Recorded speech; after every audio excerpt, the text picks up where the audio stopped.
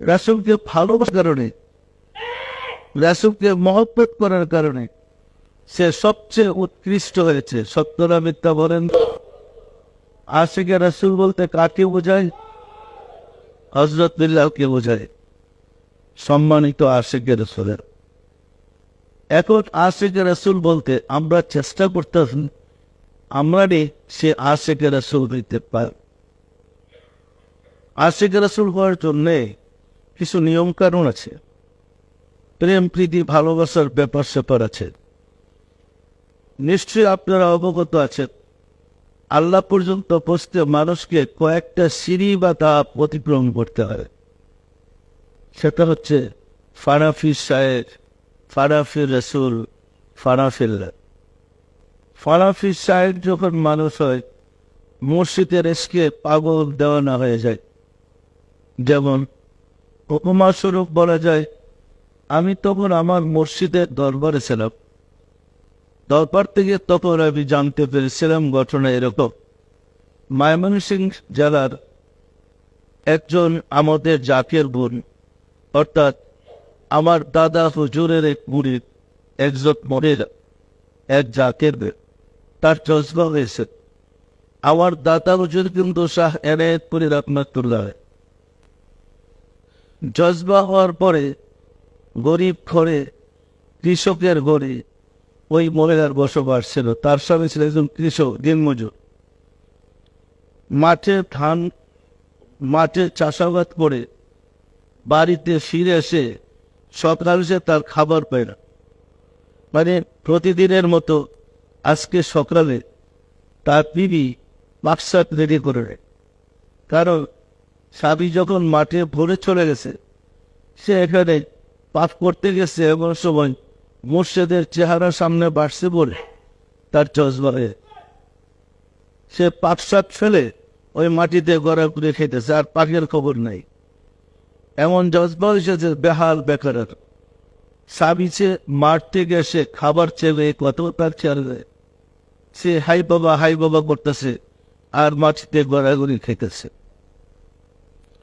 মাঠের কাজ শেষ করে যখন তার স্বামী গরু নিয়ে বাড়িতে আসছে, এসে ওই গরু গোড়াতে খাবার টাবার দিয়ে নিজে হাত পা দিয়ে গড়ে খেতে গেছে, কিন্তু বিবিরে দেখে টাকাটাকি করার পরে দেখে ওই পাকপরের দরজার সামনেই সে মাটিতে গড়াগড়ি করতেছে আর হাই বাবা করতেছে।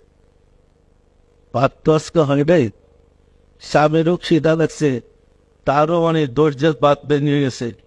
গরুরে যে লাঠি দিয়ে পিটাইতো, সে ওই লাঠি দিয়ে স্ত্রী 2-3টা বাড়ি দিছে। বাড়ি দিয়ে বললো, তুমি হাই বাবা করতেছো, আমার খাবার অবস্থা কি? কিন্তু বাড়ি দিলেও তার কিন্তু অবস্থা সে পরিবর্তন হয়নি, সে হাই বাবাই করতেছে। সম্মানিত আশিকুল রাসূলেরা, কিছুদিন পরে তার স্বামী শাহ এনায়েতপুরী রহমাতুল্লাহের দরবার শরীফে গেলেন। যাওয়ার পরে সে 150 টাকা নজর আর কয়েক মন চাউল নিয়ে গেছে। হুজুর কেবলা বসা, একটা গেঞ্জি মোবারক গায়ে দেয়া। উনি সাধারণত গেঞ্জি মোবারক গায়ে দিয়ে বসা থাকতেন, আর একটা বাদামি টুলে বসতেন, চেয়ারে বসতেন না। বসা মরিদানরা সামনে জোর হাত করে দাঁড়িয়ে আছে। ওই ব্যক্তি সামনে গিয়ে তার হাতে ওই নজরের টাকা উঠাই দিতে চাইলেন। যখন টাকা তার মুর্শিদের হাতে দিলেন, মুর্শিদ অন্যদিকে চেহারা গুটাই ফেলেছে, তার হাত থেকে টাকা নিলেন না। তখন সে আবার মুর্শিদের চেহারা যেদিকে ঘুরেছে সেতে গিয়ে টাকা হাত বাড়াই দিলেন।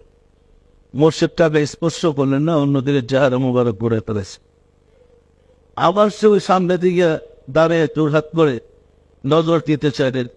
মুর্শিদ চেহারা এইবারও ঘুরে ফেলছে, মানে তার নজর গ্রহণ করলেন না। সে চিৎকার দিয়ে মাটিতে লুটায় পড়ল। উপস্থিত যারা ছিলেন তাদের একজনই আমাকে বললেন। তখন ওই লোক চিৎকার দিয়ে মাটিতে পড়ে গেল। চিৎকার দিয়ে মাটিতে পড়ে বলতেছে, বাবা আমার কি অপরাধ, আমি কি অন্যায় করেছি, আপনি কেন আমার নয়? নজর গ্রহণ করছেন না। শাহ হেদায়েতপুরী রহমাতুল্লাহ আলাইহি চোখের পানি ছেড়ে দিয়ে বললেন, বাবা, আমি তোমার বাড়িতে গিয়েছিলাম ইমুক দিন এতটার সময়, তখন তুমি আমাকে লাঠি দিয়ে পিটাইছ। বলেই ওনার পিঠ মোবারক থেকে গুন্নি উঠাই দিলেন, পিঠ মোবারক থেকে কাপড় সরাই ফেললেন,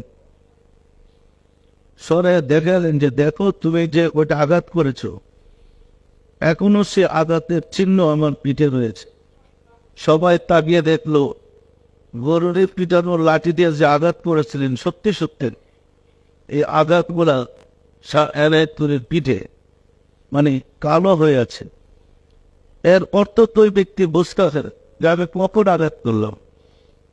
হুজুর যে বলতেছেন আমি তো কখনই আমার বাড়িতে গেলেন আমি কখন আঘাত করলাম, সে কাঁদতেছে, বলতেছে হযরত আমি কখন আপনাকে আঘাত করলাম? তখন তিনি বললেন, বাবা, তোমার স্ত্রী মাটিতে গড়াগড়ি খেয়ে যখন বলতেছিল হাই বাবা হাই বাবা, আমি তখন তার সাথে মিশে একাকার ছিলাম।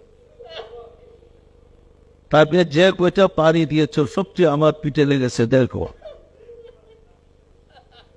ইয়াকে ফানাফি সাহেব বলে, সম্মানিত আশিকের রাসূলেরা, আমাদের তরিকত জগতে তাসাউফে এই ফানা রয়েছে। ফানার প্রথম ধাপ হলো মুর্শিদের সাথে মিশে একাকার হয়ে যাওয়া।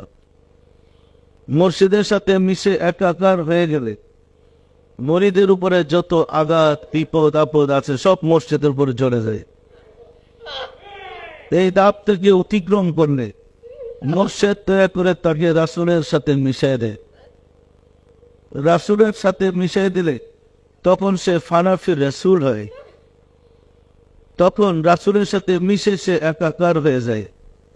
রাসূলের সাথে মিশে একাকার হওয়ার পরে মুর্শিদ তাকে আল্লাহর সাথে পরিচয় করে মিশিয়ে দেয়।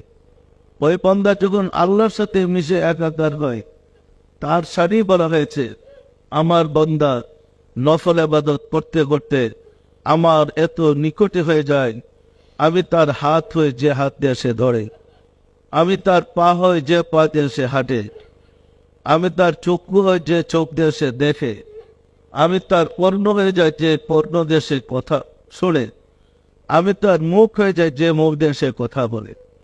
সম্মানিত আশিকের রাসূলেরা, আধ্যাত্মিক জগতে বা আল্লাহ প্রাপ্তির পথে এই ফানার অবস্থা আছে।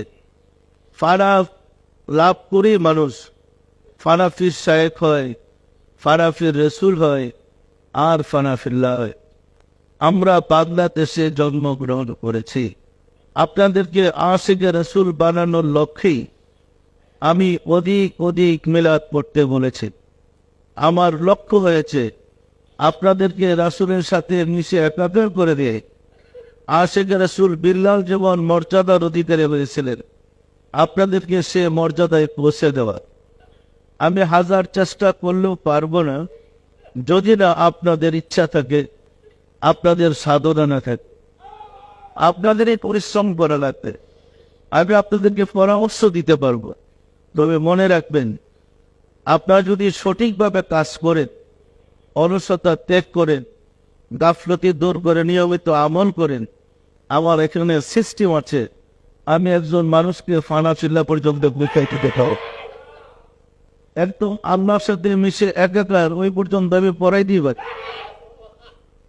কিন্তু নিয়ম হচ্ছে কাজ তো আপনাদের করা লাগবে, আপনারা নিয়মিত আমল করা লাগবে। আমল না করলে তো ফানাফিল্লা পৌঁছাতে পারবেন। আপনার মন অন্যদিকে থাকলে আমি কিভাবে আপনাকে ফানাফিল্লায় পৌঁছাইব, কিভাবে ফানাফির রাসূলে পৌঁছাইব? সম্মানিত আশিকের রাসূলেরা, মহব্বতের সাথে তরিকাত নিয়মিত আমলগুলা করেন। আমলগুলা করলে বুঝবেন আশিকের রাসূল কাকে বলে, মানুষ আশিকের রাসূল কিভাবে হয়। আপনি যখন সত্যিকার আশিকের রাসূল হবে, আপনি ইয়া রাসূলুল্লাহ বলে ডাক দিলে রাসূল তো রওজাতে শুয়ে থাকার কথা, তিনি তো সোজা আপনার কাছে চলে আসবেন এবং আপনারও তাকে দেখার কথা। সুতরাং মহব্বতের সাথে আমাদের তরিকার ওজিফাগুলো আমল করে